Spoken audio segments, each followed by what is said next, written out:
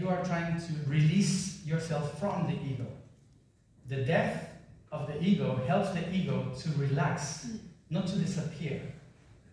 And that's something we have to pay attention to, because it's like saying, in order for the earth to transcend and to be beautiful, we have to kill the sun. Like, turn off the sun and you will see. Now, you won't see. You will actually disappear, die, and yeah. So, the ego of the solar system is the sun.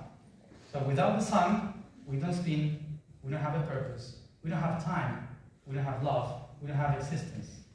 So without this ego, neither. We need it in order to find the right balance.